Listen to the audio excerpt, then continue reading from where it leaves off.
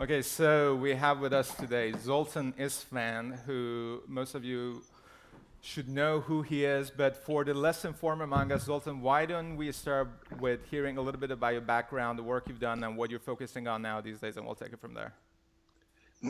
Sure. Well, I think if you take a step back, I began my futurist career in 2013 when I published my novel, The Transhumanist Wager. And that book did, I guess, quite well. And after that, I sort of became a public figure in the movement, and then in the transhumanist movement. And from there, I sort of just said, well, what can I do to actually help it? And since I was a journalist, I began writing a ton of articles. And after that, I said, well, maybe I should run for president because it's 2000, the 2016 elections are coming. And it's a pretty unique opportunity to get my message, the transhumanist message, out there when everyone's watching. And so I ran for president under the formation of the Transhumanist Party. And lo and behold, the campaign did very, very well. It was very, very visible. And I did that for over 2 years. And it did so well that, of course, I didn't win. It did so well, but that I thought I'd run for governor now of California. I'm running as a libertarian this time instead of under the Transhumanist Party. But of course, I'm still running a transhumanist platform. So that sort of brings everyone up to speed, I guess, to how this happened. But a lot of it began with the novel I published called The Transhumanist Wager. Yeah, we're going to talk about your run as a governor, but I want to ask you, since you ran as a presidential candidate in the shit show that was presidential campaign of 2016, and you went across the country and talked to many different people from different backgrounds, why don't you tell us what is happening in America? Because a lot of people are just amazed and surprised and confused, and what is the forecast in your opinion? What's coming? Well, you mean what is coming politically, or what is coming in the transhumanist world? Why isn't a transhumanist world depend directly to what's happening politically? Well, I'm not optimistic at the moment because I feel with a Republican in Congress, in a Republican Congress and a Republican, in the executive branch, we have a potential problem because, let's be honest, conservatives generally will hold back technology more than other types of politicians will. And that presents a problem because, for example, Mike Pence has already expressed some, at least that I've heard, some angst at genetic editing. And genetic editing is potentially the most important transhumanist and science of the 21st century. So if we have conservatives in government that want to hold back stuff like that, then we're in very big trouble. On the other hand, I think genuinely Trump will be okay for science because he's a capitalist, and it is capitalism that moves forward science. The problem, though, is really does only some parts move forward? Like AI seems to be moving forward, but if genetic editing doesn't go forward, then maybe we don't get the longevity that I want. Instead, we get only the technology. So these are some of the worries that I have. I mean, ultimately, it would have been better to just have somebody who was very pro-science and pro-capitalism. I think when you talk about the long-term ramifications of transhumanism, maybe capitalism can't survive in, beyond 10 or 20 more years. But the question was to try to answer the environment today. The reason, I'm not a Trump supporter, just so everybody knows that. But the NASDAQ and the stock markets have been hitting new highs. People are optimistic about money filtering into the companies like Google and Apple and other companies that make the technology. It is an environment that a lot of stuff can come out. That said, if we get into a position where all of a sudden fascism takes over, or people like Mike Pence, the vice president, really want to hold back science, then we could be in for a very terrible scenario. It's not unfolding like I wanted, but right now we're still doing okay. But there are plenty of things to worry about on the horizon. A lot of challenges, yeah. You said that you're still running on a transhumanist platform. So please explain what is the transhumanist platform that you're running on, and why are you running as a libertarian in a solid Democrat state? What are you trying to achieve? Well, to be honest, I'm a left-leaning libertarian, been very honest about that from the beginning. I support a universal basic income, and I support a lot of the policies of the Democratic Party. However, I'm also quite libertarian in many ways. And I just felt like I had a better chance of making a real impact in the California gubernatorial race as a libertarian. I mean, after all, there's already like 10 other candidates that are running as Democrats.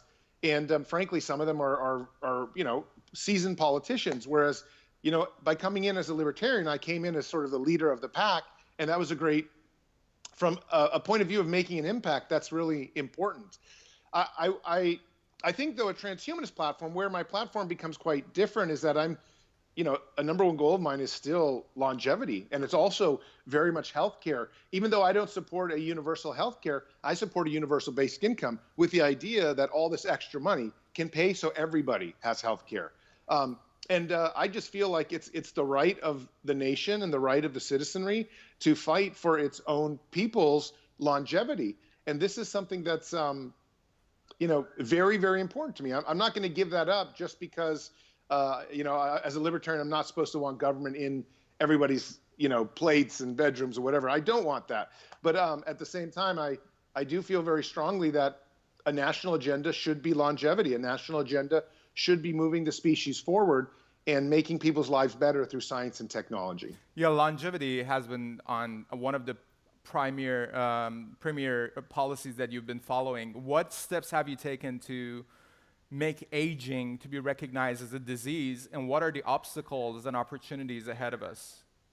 Well, and that's the number one thing. In my opinion, you really need to make aging recognized as a disease, because otherwise there's zero funding for it. Right. I mean, right now, the amount of funding that is going into from the NIH, National Institute of Health, which gives the billions and billions of dollars, is just not giving much money to people, not to researchers, not to universities, not to corporations, because anti-aging is somewhat against government policy. You have to understand, in America, 535 members of Congress, all 9 Supreme Court justices, and our president and vice president are religious. They believe in an afterlife. So they're not going to take government money and say, let's put it towards something that wants everybody to live, forever, or at least thousands of years. That's just sort of anti-religious. What's important, though, is what I'm trying to do is change the culture. If you can classify aging as the disease, then all of a sudden funding will fund from the government, and also culture will start changing. People may elect politicians that are more interested in practices that would make people live a lot longer and maybe even overcome death. You have to be careful because, like I said, right now 100% of our government, at least on paper, says they believe in an afterlife. And when I talk about ending death, that's sort of like changing the institution entirely. Yeah, exactly. And that's exactly what I was going to ask you. Do we have a problem with the foundation of a political system that we have in the United States, which is corrupted, very slow, and as you said, extremely religious? I remember you were telling me you were going to the South, and everybody were saying you have a chip in your hand, so this is a mark of the beast, you're Antichrist, and all of how are we going to change those people who voted for Trump when he stood up there and said, I know the system best, so I'm the only one who can change it, and he got all those votes. How are we going to tell them that, hey, you don't need to die, and you don't need to go to heaven and hell, and Jesus, might be good for you, but don't shove it down our throats? How are we going to get there? It seems to just a very long, far away. Well, one thing I think we just got to wait it out, because it does seem like a lot of millennials are far less religious. Right. And I also think we need to fight back, and we have to fight back with technology. It's a lot harder to justify Christianity in the technological age or in the machine age. Questions like, should artificial intelligence believe in Jesus? That's such an absurd question. As soon as you start thinking about that question, you realize how ridiculous religion is. Yeah. And these are the things that technology might actually make the religious question obsolete to some extent. Now, I'm not saying that people shouldn't be religious. What I'm just saying, though, is the fundamentalism has to change. They need to stop going, if they want to believe in Jesus as some kind of overriding spiritual power, because even I must say, even though I say I'm an atheist, if you really ask me downright, do I know if there's an afterlife or not? I don't know. Come on. I mean, I'm not that smart. Nobody's that smart. Anyone that says they do is honestly lying. And so but the reality is I could accept a much bigger version of God, but I can't accept one that follows a Bible word for word, phrase for phrase, and then takes those phrases and applies them to government. This is insane to me. This is when we need, the scientific method is what I base my campaign on, what I base all my philosophies on, is proving these ideas again and again, And if an idea proves very useful, you can use it. But at some point, you have to be understanding that it might not be useful, and then it's time to upgrade that idea. That's how a humble person does it. A normal person does it. If something's wrong, they fix it. Religion can be wrong. It's not like we got everything right. Maybe there is a God. I'll be the first to say that. But to pinpoint it down on some Judeo-Christian person with a red beard or long hair and, says that you can only be forgiven your sins and go through Christ to reach heaven. This is not a system I want to teach my children. It's not a system I want to live in.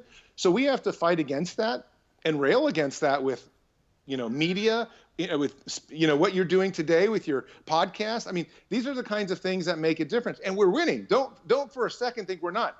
When you look at the younger generation, there's never been so much lack of religiosity in this nation, and already 50% of Europe is atheism. So we are winning. We're winning. There's no question that secularism to some extent is winning, and it may not be secularism. It just might be less fundamentalism. But so I'm encouraged, but it's going to be 20 or 30 years before we really start to see some real progress. That's still, I think, a pretty optimistic time frame. I'm going to ask you the question that David McFadden wanted to ask you, but I'm going to also mention, because you quite correctly, I think, brought up how absurd Christian transhumanism is, and I've had Lincoln Cannon from Mormon Transhumanist Association and Christopher Bennick from the Christian Transhumanist Association, both on the podcast. And to me, it seems like they're using transhumanism to justify their religious belief. But one thing that they do have in common is that they both, and James Hughes is another person I talked to, they all are against you to run as a transhumanist figure, as I'm sure you know. So David McFadden is asking, with that in mind, why do you think you're such a polarizing figure within the transhumanist community? I'm not a big fan of talking about, I guess, myself in this conflict, but I'll just try to be honest. But this is a community, right? If these people in the community are just throwing rocks on your way, and why do you think that is? I don't know. It's a bummer too, because I feel like we're all in this for longevity. I mean, that's one of the cruxes of the situation of our community, is that we all don't want to die. And when people get in the way of other people, it really, everyone says, oh, I damaged the movement. But I mean, I made the movement quite large because I was sort of the sole mainstream journalist. I put out 200 articles almost in the last 3 years in huge places: Gizmodo, Vice, Newsweek, Wired. I mean, it went around the world. I was just looking yesterday at one of my new the videos from last week, and in 2 weeks it went up from 14 million views to 16 million views. You have to understand, that's more traffic than Humanity Plus gets in an entire 365 days, what I often get in a day or two now. So are they just jealous? Are they just jealous? I don't know. I just think, what I think is, honestly, there has never been a journalist in the movement, and I appeared, and all of a sudden, journalists have a way of making things happen in a different way. Right. We have an amazing amount of scientists. We have an amazing amount of engineers, an amazing amount of technologists, but we also need popularizers. We need provocateurs. We need people that actually go out there with a coffin bus and drive around and spread it to those people in the South who really don't want to hear it, and then you get those people in the South, put you on InfoWars and all this other crazy stuff. But in the meantime, what happens is it starts building and you get recognition. Now, the recognition may not be good at first, but a lot of the recognition will never be good. I mean, to the Trump people, Hillary was never a good person. And to Hillary, it's going to be polarizing no matter how it goes. I think what's important, though, is the recognition. If you hear the word transhumanism enough times and you hear that science and technology can defeat death, you start to believe in it or you start to hate it. Whatever it is, at least it invokes a kind of a reaction. And I guess my coming on the scene and doing that so dramatically really got a lot of people upset. Maybe it was jealousy. Maybe it was just, I don't know. Maybe they don't like my scent. I don't know. It's hard to know exactly why, but obviously I caused a big hoo-ha in the whole community. Yeah, I think it's jealousy. but we'll see, I Yeah, guess. I don't like to say that just because I'm not sure what there's really to be jealous of. It's like we're all going to live longer, and the movement has grown into something that's almost mainstream now. I mean, I see the New York Times using the word transhumanism like they don't even think about it anymore. This is now a real movement. Well, what And they're saying basically is that because of your book, I think that you want to become a totalitarian transhumanist king who want to chip everyone. Because you also mentioned about refugees from Syria that it's one of the of ways course, they of can course. control it. Yeah, Well, and let's. I don't know if anyone's ever read the ending of the book, but the totalitarian king gives back the entire world to a free democratic environment and goes to live in the woods and writes philosophy. And in many ways, that's what a strong-armed leader would do. Like a strong-armed CEO will sometimes do that. He creates a company, he's done what he needs to do, and then he leaves. And in the meantime, everybody's gained a whole bunch more freedoms. Sometimes it does, and this is just the novel I'm speaking of, but I think sometimes it's okay to push those extra boundaries. That's how change occurs. I just want to point out that the guy in the book ends up not being a totalitarian king, but just a humble philosopher who willingly, openly gave, the world back to the world. yeah, they just make whatever they want out of it, the same way they're doing Yeah. with the Bible. For the records, you told me, I spoke to you about a year ago, and you told me that you're going to step down from transhumanist party leadership and just give it to the community, and that's exactly what you did, because you're not necessarily part of transhumanist leadership, transhumanist party leadership anymore, right? Yeah, no, I'm not. I'm an advisor to the Transhumanist Party, and I still strongly believe in it. And maybe I'll join, or maybe I'll try to do. I try to help it all the time, but maybe I'll take a leadership role in the future. I don't know. But right now, I handed it over to Gennady Stolaroff, and he's done an excellent job. And really, I think he democratized it. He did a better job democratizing it than I did. That's okay to say. And I like a lot of the new policies that have gone on. The problem, though, is that right now they're still trying to build the party, and it's remaining quite small. It's not getting the same amount of media attention, and so there were some trade-offs. But I'm happy to see that the Transhumanist Party continues, and I'm a firm believer that it's a very needed political institution out there that can actually play a real role in history. Maybe not in the next 2 years or 4 years, but certainly in the next decade or 2 decades. Right, I agree. Let's talk about unemployment, which was a big subject in the past campaign. Trump blamed not refugees, but illegal immigrants and people who are working and taking jobs away from Americans. But the reality is, a lot of those jobs are not coming back due to automation. But nobody really talked about automation. So do you think over the next 2-3 years, when Trump won't be able to deliver the number of jobs and the increase in the economy that he's promised, the attention will be shifted towards technology and automation as the main scapegoat? Yeah, look, Trump, I'm not saying Trump lied. Maybe he just didn't know. But the bottom line, he was wrong. I mean, this was never about immigrants. It was crazy to name immigrants as the issue. I mean, certainly that's something that, like, when you had outsourcing of jobs a long time ago to Asia and places, Mexico and whatnot, that made a lot of sense. Like, you could see the jobs going. But this time around, it really didn't have to do with immigrants. If you just followed the numbers, you would say, wow, I mean, jobs are being replaced because technology is increasing.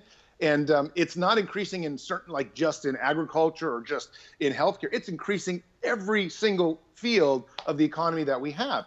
It's really easy for any CEO to see that technology is replacing workers. And that's going to become so pronounced that every single day, another day goes by, that increases. And at some point, people are going to wake up in 4 years, or probably in 2020, and say, "Wow, we have a massive problem on our hands, and this is building a wall is not going to solve the situation." The situation is going to be solved by a sort of post-capitalistic type of environment, which probably is going to involve a universal basic income of some sorts, which of course I support.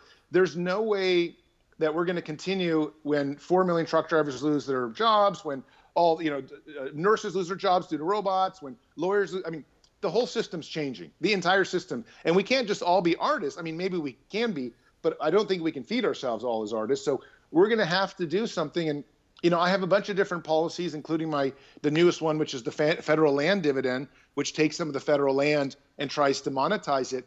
But the bottom line is, however we do it, we're going to need it. Otherwise, people are going to riot. And the people that are going to riot are the Trump supporters, because a lot of them are some of the very first ones in line to not only lose their job, but just never be able to get another job again. So let's talk a little about UBI more in depth. Where does the money for UBI come from? And I want you to expand on federal land dividend as a funding source of it. And is there any other alternative other than UBI? Because some people are not very happy about UBI either. So, real quickly, there are other alternatives. I mean, government can get everybody a job if they wanted, and that, but it's the same sort of system. I guess you might be able to use some kind of blockchain technology to give certain types of money, and that could produce some kind of income. The other thing, I mean, there are a couple different ways of doing it, but the bottom line is all those are so, in my mind, not really, there's a negative land tax system. In my mind, the very simplest thing to do is to understand a very basic concept, which is 50% of Americans are already on some government support. To increase that to 100% is not as far as a lot of people think. It doesn't have to be a huge amount to begin with. It can only be something that supplements our income, gives people a little bit of a floor. But in my opinion, there's two ways to do it, and that's going to be either raise taxes, or you could maybe tax the robots, whatever. It's almost the same thing. Or what I would suggest doing is my federal land dividend, which is, and Canada probably has the same situation, maybe even more so, where, we have $150 trillion worth of federal land available in America right now that's basically untouched or unused. Our national debt is around 20 trillion or a little bit more. So we have 6 times the national debt of land sitting out there, unoccupied, resources, minerals, even fisheries and things like that. People don't want to touch that because they call it nature. They want to save it for 1,000 years into the future when their great-great-great-great-grandkids are here. And I understand that thinking until we got to the transhumanist age, when I have to ask myself is, A, will America survive beyond the next 20 or 30 years through a singularity? Will we even be humans? Will we appreciate land in the same way we do when we live in virtual reality environments where we're leaving planet Earth to go to other? There's a whole bunch of reasons that thinking 1,000 years in the future isn't very rational anymore. However, we have 45 million people living in poverty in America today, many of them who are hungry. About 15 million children go to hungry every night, in America. This is something that we can deal with today if we took that $150 trillion worth of federal land and started to monetize it. Now, the problem with that idea is, and this is huge, just to give you an idea, we have 45 million unused acres in California. That's almost half of California is essentially unused land. And yes, California is beautiful, and nobody wants to build a mall on Yosemite and all. I've heard all the arguments. But at the same time, there are so many poor people in California. About 40% of Californians live with a wage that is, or live with an income that is less than $24,000. So that is a very significant system. I think of a significant problem. We have to essentially create some kind of income so that those people can get out of poverty. Well, if we monetize that land out there, that 45 million acres, whether it's forestry, whether it's minerals, whether it's even just tourism, we could start paying those 19 million Californians, just in California alone, 19 million Californians who live in poverty or who live very near the poverty line. $24,000 for a household is a very small amount. I have to be honest. I'm not sure what the Canadian dollar is like, but if a household in poverty in California only has $24,000 of income, I can't even see how they could survive anywhere near the Bay Area that I live in. There's no way to feed yourself on that. So we need to do something. And this system that I've devised running for governor works really good in California, but can also be applied nationally. And even better, it can be applied globally, because many governments are sitting on huge untapped resources. And the best thing about the plan is it's bipartisan. I don't try to create plans that I've heard all the things, give the land all back to the people, it'll be fine. The reality is the rich people, the conservatives and whatnot, most of them are in charge. They run the corporations. But if you want to give them something so that they will say, you know what, a basic income makes sense, give them more business opportunity and just say, we just want to be covered. That's the system that's bipartisan that maybe you might actually be able to get through Congress someday between both the Democrats and the Republicans. So this is my way of doing that. Have you had any conversation with members of either of the parties about your approach to this problem? And have you found any kind of alliance in either of the parties? And if so, which party you found to be more in line with what you're talking about? Well, it's very tough. Short answer is no. The Democrats love No, you haven't talked to generally. them, or you haven't found any alliance?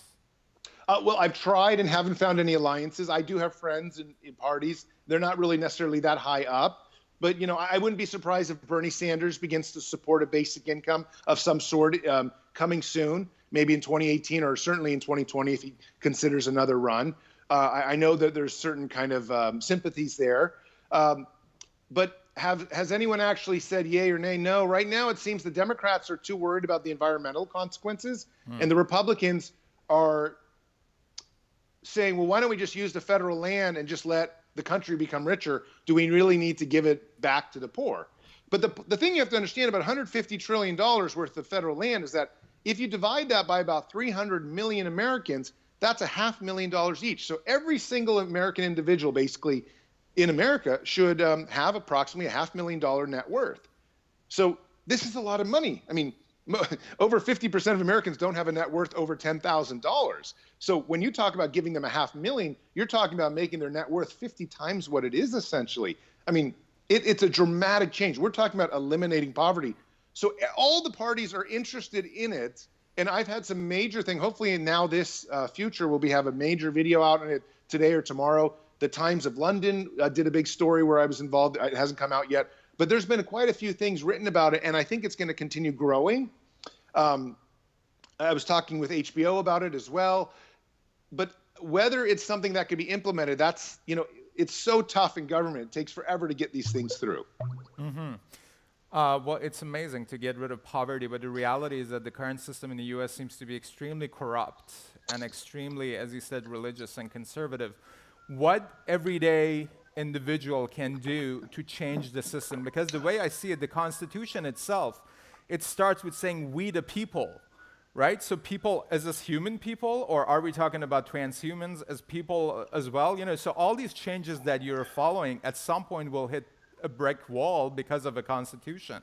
So how can regular individuals, what can they do and how can they approach this subject that will affect all of us in order to change the entire system fundamentally, which is absolutely needed? I mean, why should we be limited to a piece of document that's been written by feathers before discovery of electricity? Yes, no, I couldn't agree with you more. In my opinion, I've said this before, like rewriting the Constitution is mandatory. And people in the Libertarian Party get very upset when I say that, but I don't think they quite understand, like, without rewriting the rules applied when America was a tiny nation and there wasn't all this great technology. But now we have so many third parties, lobbyists, things that are creating corruption. I think it's absolutely imperative that we create a new system.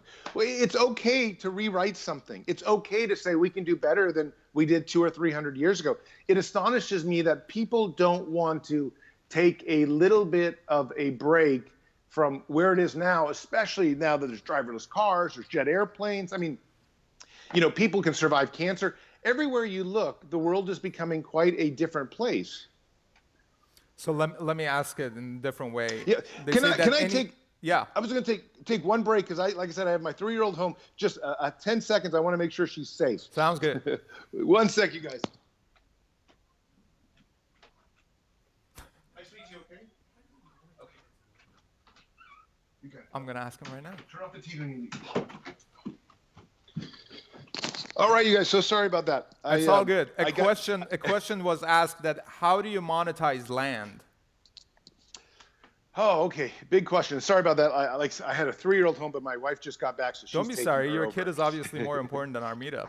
I heard a little bit of whining, so I wanted to make sure. But the monetizing thing is one of the most difficult questions, and this is where it really takes a lot of analysts and a lot of advisors that I'm kind of working on recruiting. Because, for example, California, let's just stay with California as a good example right now, has an amazing amount of coastal land that has never been developed because the Coastal Commission in California is incredibly tight. Now, they've done a wonderful job of protecting California to such a point that you can literally drive up and down the coast and not see houses for hours on end most times in many places. And while this is great, the fact of the matter is that the land overlooking the ocean for miles and miles and miles is worth trillions of dollars alone. I mean, we could take out 20, 30% probably of the national debt just with the coastal land in California if we were to develop it and have people live there. But that's one way to monetize it. But then, of course, the environmental groups bring up other good problems. Okay, fine. In a year where California has enough water, that works fine. But what about the years when California has a drought? So it's complicated. It's not as easy as just say, okay, go to Exxon and, go take over that, 5 million acres of that forest and do what you want to it. In my leasing project, I never say, when I talk about monetizing federal land, I never want to give land away or sell it. I only talk about leasing land. So in my case, I would say to the forestry industry, we're going to give you 5 million acres of California timber, but in 25 years, you need to regrow it and return it to exactly the same state it was. And that's the only conditions that you can lease that land from us from. And you're never going to own it. And should they default on that, then we would take over their companies or something like that. My plan only allows for leasing, and it also doesn't touch national parks. I made a comment about Yosemite earlier because everybody loves to joke about it when talking about this, but I would never touch national parks. Most of this land is, of course, not national parks of the federal land. So, Nevada, for example, has, some people say, almost as many resources as Afghanistan when it concerns minerals. Now, we've been fighting $1 trillion war in Afghanistan for a long time, or at least, protecting our interests. And you can say it's for the people, and I wish it was, but I don't really believe it is. I think it's for the mineral rights. Nevada is about 96% unoccupied, meaning most of the land is just empty, and we have huge mineral resources. When is American government going to take those resources and use them for something that is actually applicable in today's world, especially fighting poverty? I mean, do they really think we're going to be sitting here in human flesh in 100 years? No, man, we're going to be something probably very different in 100 years.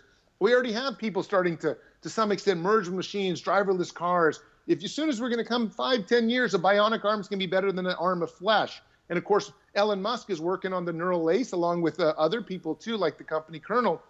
The age of machines and merging with them is upon us. In 15 or 20 years, I don't expect really to be that human anymore. And what I'm trying to say is holding on to resources that we have and not just trying to give them to the highest bidder, at least in a leasing form, is crazy. And we're going to have nanotechnology, and we're going to have genetic engineering. We're going to have bioengineering, this great idea that you can control the weather and control nature. China is already experimenting with controlling their weather, seeding the clouds with things so they can, you can make rainstorms in Los Angeles when you need rain. The point is, this is all right here. It's either happening or coming in the next 5 or 10 or 15 years. To sit on resources for some 1,000-year future is insane to me. We have people that are hungry. We have people that have no education. We have people that have no health care. And they need these resources now. And honestly, it fundamentally belongs to them. It belongs to the people. So however we monetize it, we should monetize it. And I don't want to say let it be a free-for-all, because I don't want to ruin the earth. I love the pristine beauty of the earth, and I want to return to what it is. But I also don't want to see hungry children. That's unacceptable in America and elsewhere. And you see this monetization being done by the states, not the federal government, right? I think at first it would be best done by the states. I think states would have to decide if that's something that they want to do. But I think the strange thing here is that it's really only the western part of the United States that has massive amounts of federal resources. So at some point, it was a good experiment in California. It's an easy experiment. It's pretty certain to work here. It wouldn't work in Massachusetts or something, or New York, because it doesn't have that many resources. And at some point, if you want to take this on a national level, which I think would be very important, then California would have to pay its share to the federal government. And that doesn't sit well as a California governor. But, I'm also running on a national platform. I plan to run for the presidency again. I'm not sure when, but, and this will be a significant platform of mine. We are facing this age of automation. It's not going away. This is the question of our time. And I can tell you that if 30 or 40% of the workforce becomes unemployed and we can't pay them, they're going to pick up their guns and riot. And this could be the dystopia that, I don't know, whoever was creating, but I don't want to see that. I don't want to be responsible for that. Right. I want to ask you about what are your plans for security, national security and cybersecurity. I mentioned briefly that one of the suggestions that you had was to chip the Syrian refugees that are coming. The reality is that we're dealing with terrorism on a daily basis, and it seems like a portion of the West, being the far left, regressive liberals, whatever you want to call them, they're not even acknowledging the real problem. Are you acknowledging the real problem, and what are the solutions to deal with security on a terror base, on the subject of terror and cybersecurity? Sure, and let me just clarify real quickly about the Syrian refugee chipping. I'm a former war zone journalist who's been to war zones, right? And I didn't say that because I actually want to chip refugees. I actually wouldn't do that if I had an open say. I would just let a lot of people in and not say anything because I have a kind of an open border policy. But my solution was bipartisan. I was saying, neither the Democrats nor the conservatives want these people in, but is there any set of circumstances where they would want them in? And let's say chipping was a way we can monitor them. Well, now you're solving a humanitarian crisis while resting with a lot more security because you can follow these people through a central mainframe. And that was really that idea about chipping Syrian refugees. It wasn't something that I wanted to do. What I want to do is, having been to war zones, seeing, and let's say 300,000 people have already died. What's important to me is saving lives. As a transhumanist and a longevity activist, I don't believe in letting lives go. And there are methods, and those methods might seem totalitarian by nature, but it was not to keep them chipped forever. It was just like 3 years, we let you in because your country's been destroyed by a dictator or whatever, and all of a sudden, if you show you can produce and join the workforce or do whatever you're going to do here, then all of a sudden it's like, yeah, take your chip out and you're free to stay. And this was a humanitarian thing to save lives. And I broadly think that that's a good policy with immigration as well. I don't think that anyone should have free reign to just come into America, because what if they don't do good things? However, I want to invite everyone in, and I want them to make America stronger and stronger and stronger. So what are some methods of making sure that they can do that? Well, there might be some technological methods like chipping or just heightened security or things like that you can get immigrants here. I mean, let's be honest, the country was built on a strong immigrant population. I'm the son of an immigrant. And, people came here wanting to live this American dream. I still believe broadly they do. But we just need to maybe use technology to make that a little bit more so that the conservatives and the Democrats can swallow that without freaking out. And I think, chipping technology is something that's great. I have a chip. It doesn't bother me. It doesn't scare me. I use it for a lot of things. I think everyone's going to have one in the future. What's the difference between a chip and a cell phone? Honestly, it's just not that big of a difference, except one's tiny. And we're all being tracked by our cell phones already, whether they want to admit it or not. I mean, Facebook is tracking us. Skype is tracking this call for sure on my tablet. All these different things are already happening. So I think the idea of privacy, we might have to get over for the better benefit of security. What are we trying to hide from? I mean, I don't know. I mean, maybe it's like, let everyone have as many guns as they want. Let everyone also be completely, watch what they're doing. For me, I don't really understand why we're trying to retain privacy and retain rights. If we're going to live in a very public world with all this digital technology, we'd be safer to just be totally honest with ourselves and let a lot of our lives just be as it is, which is incredibly visible, incredibly trackable. And if we just allowed a bit more of that, I think life would get a lot more safe. And don't get me wrong, when it concerns government, more than ever, I think President Trump should be wearing a thing that shows exactly where he is at every single moment. I think we should see all his discussions. Every single Congress, every single senator, every single politician should have something. If you want to be a public person, you should be on camera all the time. We should know exactly what you're doing. No backroom deals. We know you're lobbying. We hear that. We get you.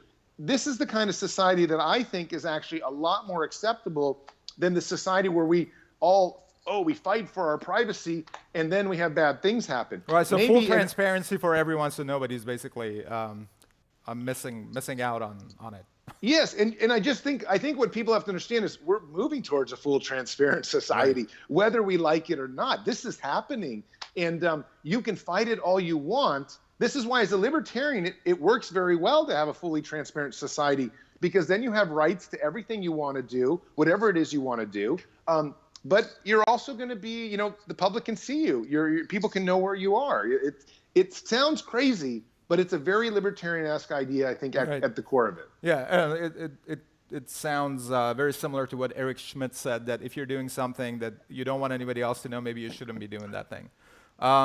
I'm going to ask two more questions. One is from, the first one is from Luna Yelsma. I hope that I haven't bastardized the name. He or she is asking, how do you see the concept of money and value evolve in the coming years and decades? And then I want to ask you, because every time me and my friends are talking about policies of either of the parties, we get to the result that you have to follow the money and see who is funding them. Who is funding you? Are you asking me who's funding me? Sure. Oh, well, I mean, I fund myself. I haven't taken donations for my governor run at all yet. It's entirely self-funded of your libertarian campaign and transhumanist campaign. Yes, so far entirely self-funded. We did take money for the Transhumanist Party, but we never, this is embarrassing, we never even collected more than $5,000 over a 2-year haul. So, you know, the bus though, we had a Kickstarter, and that bus was, you know, for $27,000. But, you know, the bus was different because it paid for the bus and it paid for the food and the gas. The gas, for example, which was $7,000 to cross the country. Right. So yeah, nobody pays for my own political campaign. So at least not yet. I'd like to. I'm actually working on trying to see if the governor campaign can be quite different. I'm trying to work out managers and things like that. It really requires money up front, and then it'll be a very different question if you ask me this after I've done that. Because right now I can say anything I want. Party leadership, the Libertarian Party leadership came and told me already, be careful with the basic income. It's not our platform. And, you know, they warned me about it. But, you know, because I'm not beholden to anyone, I can kind of put those things forward.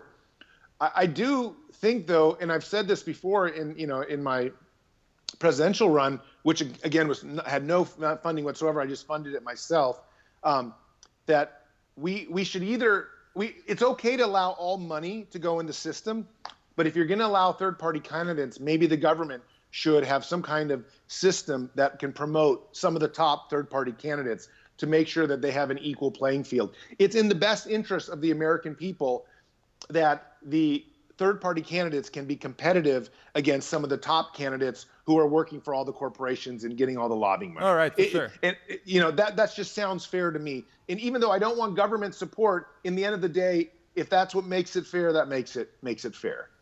And if you can briefly answer Luna's question, that how do you see the concept of money and value evolve in the coming years and decades? So it's very interesting watching what's happening with Bitcoin right now, because you know, it's exploding on the market and whatnot, but whether it will continue to do so and become the currency of choice is a very, you know, that's a different game. I've often speculated, you know, what could be the real foundation of money in the future. I've often wondered, in fact, if DNA, it will end up as something like the real money of the future, or some kind of, maybe not DNA, maybe it's actually software or coding. It depends on what you're interested in. But the real future of money is that we're probably going to continue living underneath the American dollar, the whole world, for the next 10 or 20 years, unless some kind of electronic currency can become really powerful. But I think at some point, people might even try to tag the dollar to something electronic, and things will be so transparent, like Bitcoin will just transfer really into dollars and dollars into other things. So I'm not even sure that there will be one central currency. Value will always still be there, just very quick exchange rates. I have advocated for a central currency in my book and elsewhere, because I thought a single language and a single currency help bond people. But I'm not sure that that's actually ever going to happen, just given how fast technology changes and makes transfers just so instantaneous. It's crazy how quickly you can go get anything now. Right. And to conclude our conversation, Zoltan, then it's a proven fact that any innovation or development work as good as a society that adapts that development and innovation. How do you see us doing as a society? How good of a job are we doing adapting to new changes and educating ourselves about new changes? And what additional steps we can take just to catch up with the changes that are happening on a daily basis now? Yeah, we're sorry, but we're doing awful. We're terrible. It's amazing how backwards of a system we lived in. When I told you that 535 Congress members, 9 Supreme Court justices, the president, vice president, all believe in an afterlife, what I'm really saying is, are we kidding us? I mean, Right. what, is this insane? This is truly insane. Now, if they all said, oh, well, you know, I have a broader definition of spirituality, I'd say fine. But we're talking like at least 95% of them would say something fundamental when it comes to religion or something like that. We live in a system that nobody wants to change because the power that they gathered was based on stepping on that system and preserving that system. And that's part of the reason how, you know, they got that power in the first place. I talk a lot about this in my book called Baggage Culture, where we carry our baggage with us everywhere. And sometimes the one who carries the most baggage actually ends up being the strongest person because he has the best amount of suitcases of baggage to step on. And it's a sad story. Whereas innovation, you have to struggle and fight. And you see someone even like me who comes into the movement with some new ideas, even gets bashed in what's supposed to be a very progressive, very forward-thinking movement. So I'm very disappointed with how society is moving forward. And I wouldn't be surprised if something awful happens. Either I'm pretty amazed right now that there hasn't been a terrible nuclear outbreak of some sort, or whether it's a virus, something that takes out something, or something else. You know, I mean, there are so many people out there that to me seem totally insane. And I'm amazed that more of them don't do bad things to harm society and harm the world. And I think a lot of it comes from the fact that we're not adjusting to how fast technology is progressing. And at some point, it's just going to leave us totally behind. And when inequality grows, that's a problem. It's growing because nobody can keep up. We need to make sure that all the levels of the population stay in harmony and work together. And that democracy is something that we don't have just because it makes sense or because it's useful. We have it because we don't want to face the alternative of democracy. And unless you've been to war zones, you forget what that alternative is like. That alternative is somebody comes in, rapes your wife, kills your children, and then buries you in the backyard. That's the alternative. I think a lot of people forget that or haven't seen that, especially our generation as a younger amount of Americans and Canadians who may not have been off to war recently. And with that, ladies and gentlemen, please give it up for Zoltan Istvan. Thank you. So we have about 10 minutes if any of you guys have any question for Zoltan. What would interest me is, I see us living in a rather fragile infrastructure. And Zoltan, can you hear it? Yes, a little bit. I mean, most of it, yes. Go ahead. we live in a very fragile infrastructure. And transhumanism, for technology to move forward, there has to be, we briefly hit security, but there has to be, from power grids to networks to communication, they have to be far more robust and far more redundant and immutable. And I don't see that. Anyone talking to that? Is that something that you've come across? Or? Well, you know, I think infrastructure is major in California.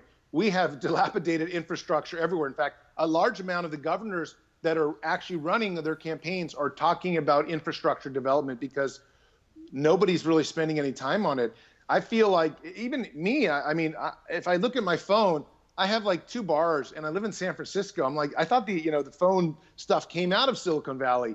A lot of this stuff just isn't accessible, and I think it needs to be built out.